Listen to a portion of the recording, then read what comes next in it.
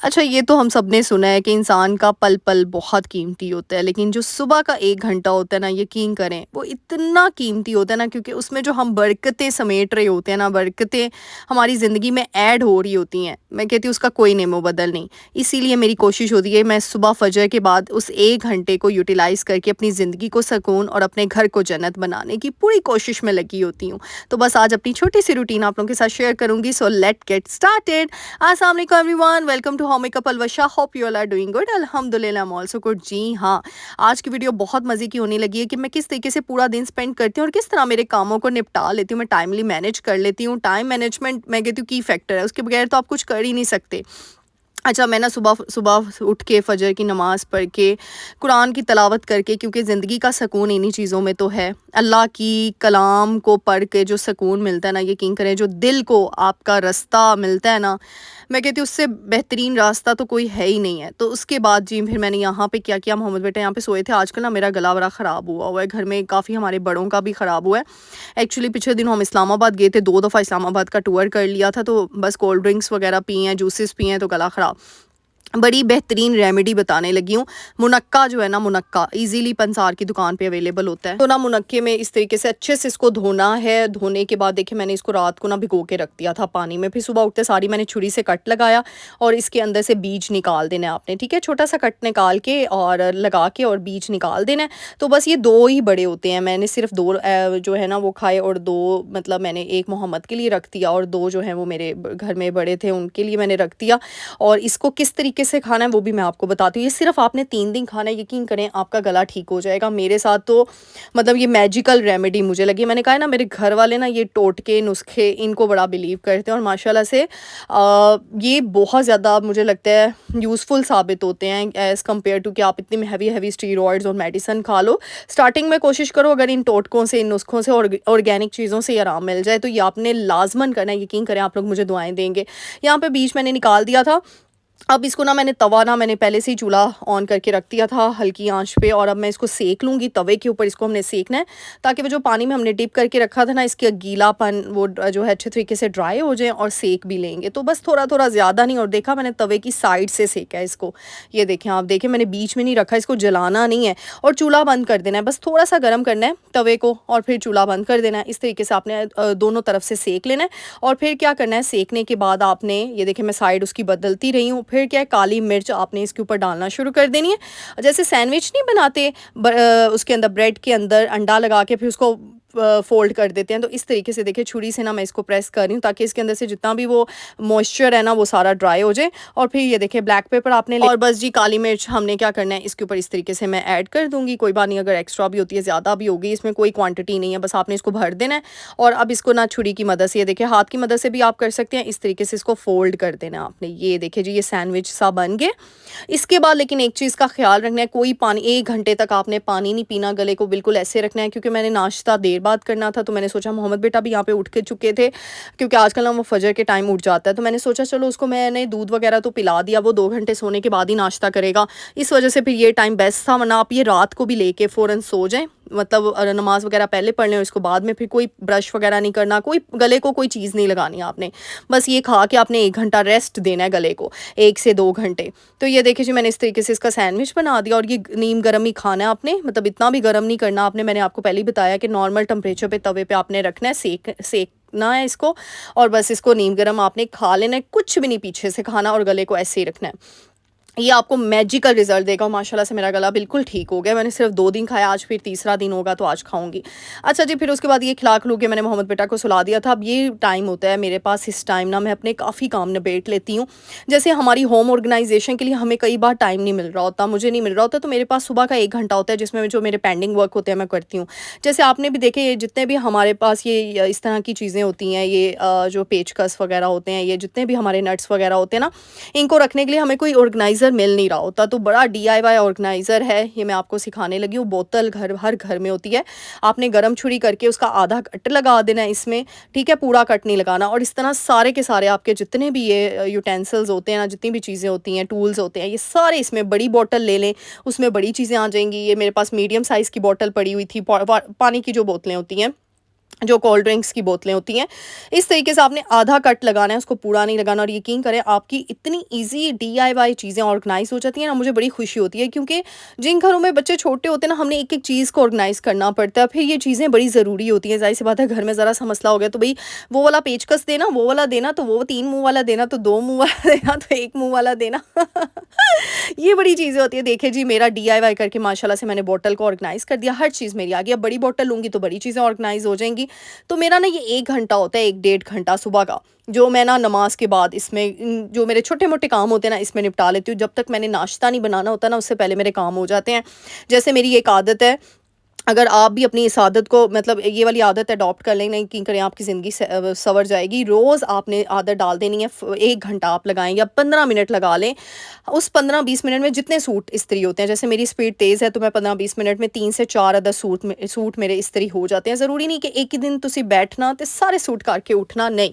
मैं क्या करती हूँ, रोज़ के 15 मिनट लगा देती हूँ, इस तरह मेरे पूरे हफ़्ते के सूट हो जाते हैं 3 दिनों के अंदर-अंदर। यानी मैंने 3 दिन का टारगेट रखा होता है या 2 दिन का, तो रोज़ के 15 मिनट उसमें मेरे अपने सूट, मेरे बड़ों के ड्रेसेस, मेरे बच्चे के, आपके मतलब सबके हो जाते हैं, आपके मियाँ के, हर चीज़ आप ना उसको ऑर्गनाइज़ कर देते हो। और मैं कहती हूँ जब आपके इस्त्री कपड़े हैंग पड़े होते हैं ना, यकीन करें आपकी ज़िंदगी सुकून में आ जाती है। क्योंकि आजकल जैसे हालात हैं, कभी बिजली नहीं है तो कभी कुछ हो गया मसला, तो कभी कोई मसाइल हो गए। प्री प्लानिंग किया करें, इससे आपकी ज़िंदगी सुकून में आ जाती है।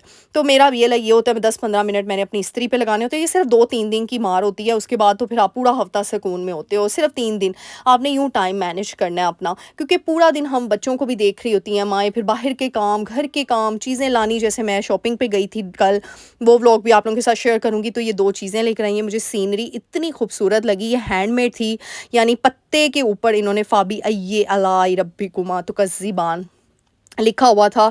तुम अपने रब की कौन-कौन सी नेमतों को झुटलाओगे? यकीनन वाक़ई हम अपने रब की वाक़ई कौन-कौन सी नेमतों को झुटला सकते हैं। यानी सुभान अल्लाह, अल्लाह ताला की शान है कि उसने हमें अपनी ज़िंदगी में कितनी रहमतें, कितनी रहमतें दी हैं। बस पहचानने की ज़रूरत है, गौर-व-फ़िक्र करने की ज़रूरत है।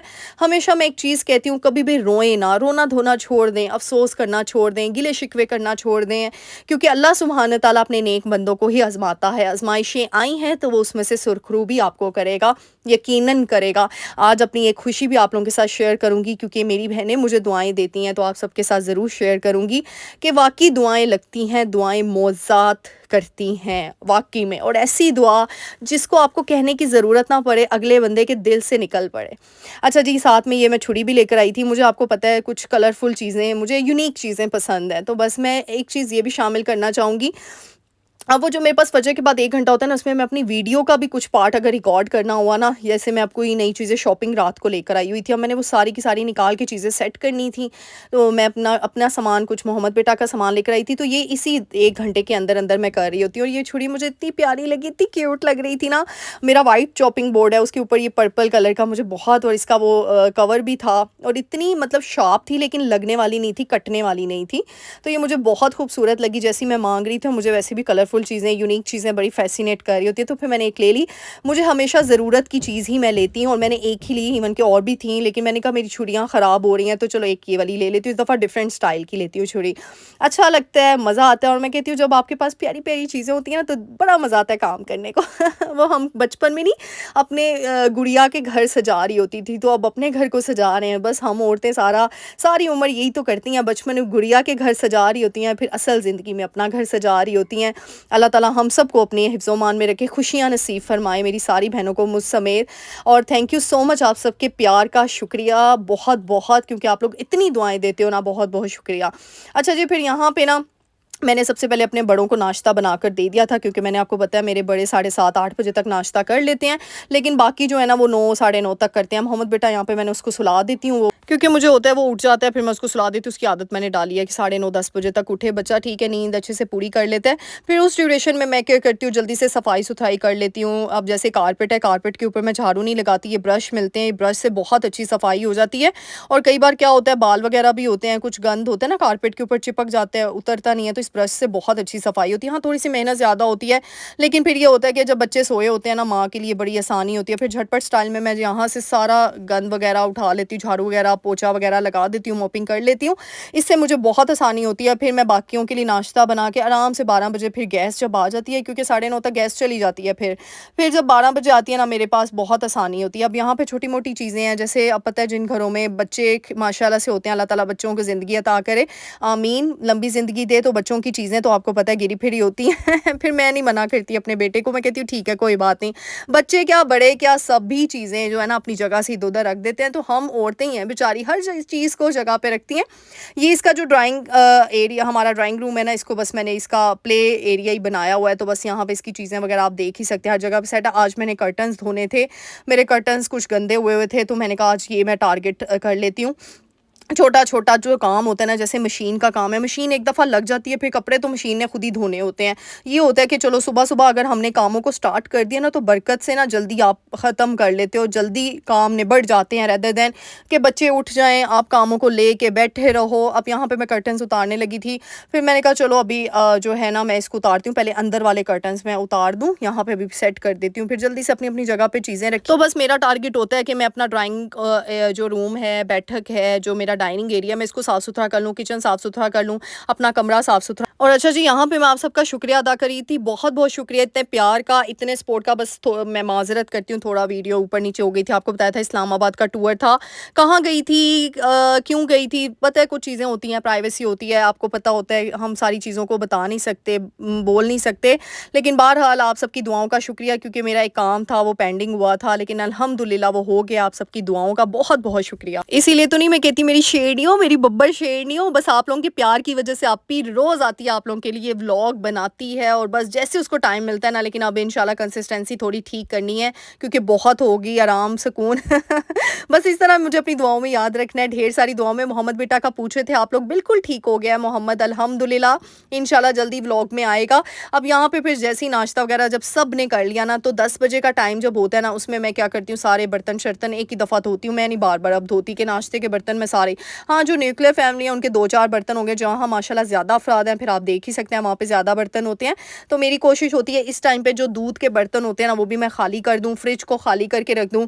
वैसे भी फ्रिज की भी मैंने डीप क्लीनिंग करनी है, बस 1-2 दिनों तक। काफ़ी काम है जो मैंने डीपली क्लीनिंग में वीकली क्लीनिंग में रखे हुए थे, लेकिन फिर मेरा इस्लामाबाद का टूर हो गया, 2 दिन मैं वहाँ पे हम लोग रहे, 3 दिन तो हो गई से मैं 3 दिन वीडियो अपलोड नहीं कर पाई। तीसरा दिन जो था वो वापस आना था, हमने फिर थकावट हुई होती है, आपको पता ही है। और मैं कहती हूँ रहे लगे हाथ आप काम कर लो ना, यकीन करें बड़ी आसानी होती है। बर्तन धोने के लिए मैंने काला तेल रखा है डाइल्यूट करके, इससे जो स्टील के बर्तन होते हैं ना, सिल्वर के बर्तन होते हैं, बड़े मांजे जाते हैं, बड़े साफ़ सुथरे हो जाते हैं।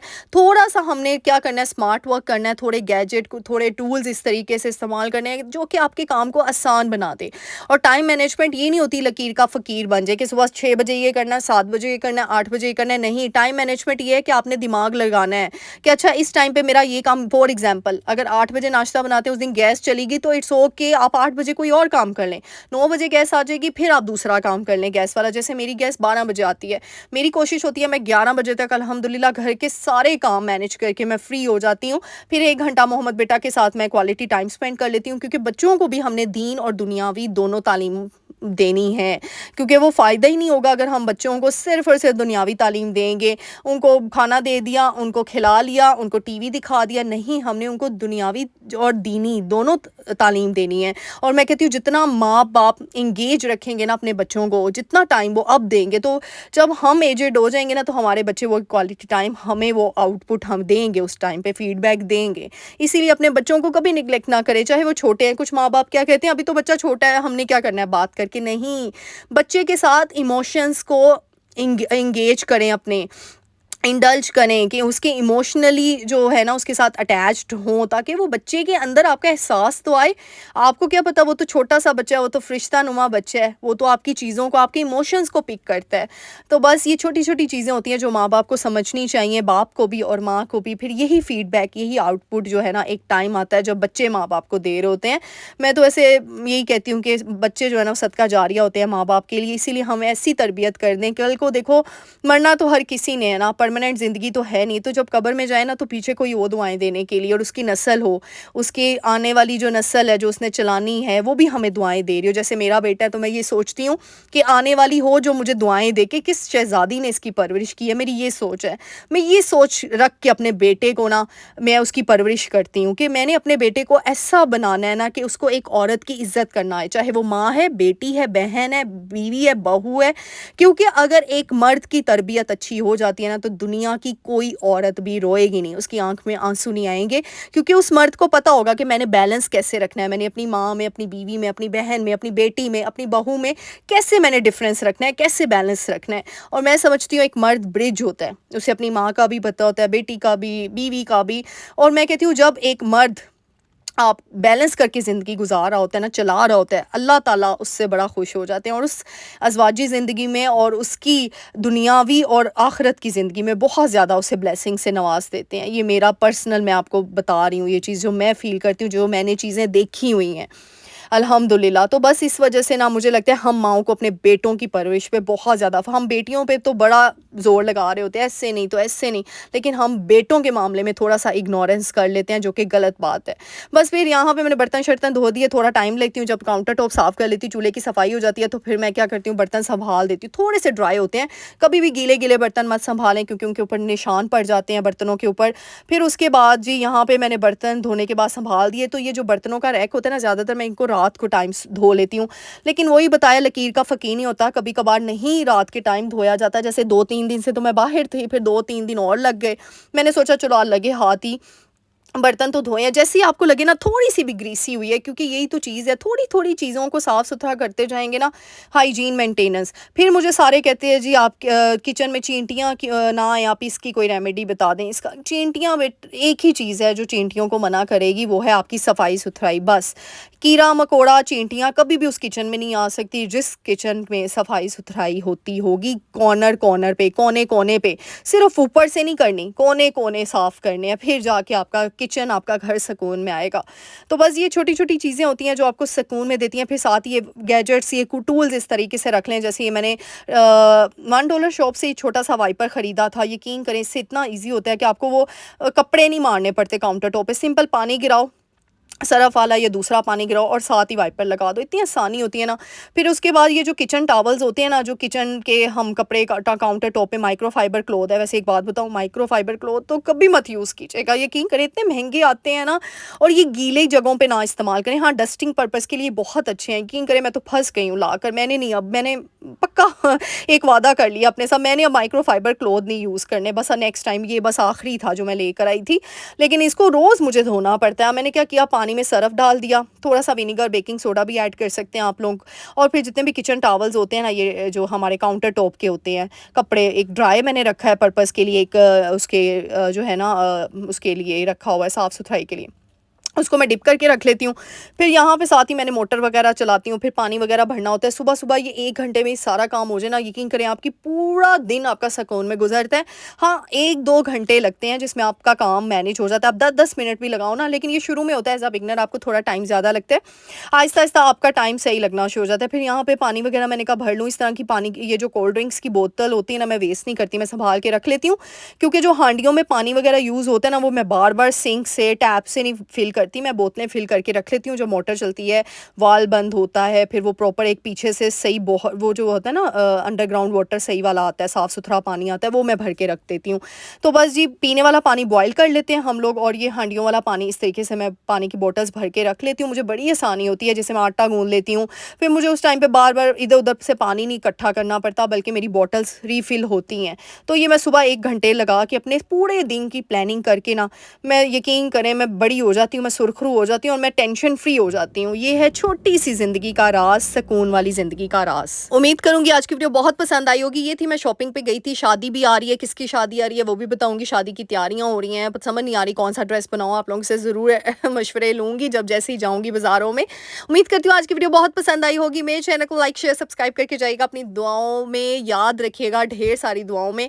थैंक यू सो मच इतने प्यार का, इतनी दुआओं का। बस जी जो नए आए हैं वो चैनल को लाइक कर दिया करें, शेयर कर दिया करें, सब्सक्राइब कर दिया करें। यकीन करें दिल से दुआ निकलती है जब आप लोग सब्सक्राइब कर देते हो, दुआ दे जाते हो, इसी में मुझे लगता है मेरी जीत हो गई है। तो अपनी दुआ में याद रखिएगा, मिलते हैं नेक्स्ट वीडियो में, टिल देन अल्लाह हाफ़िज़।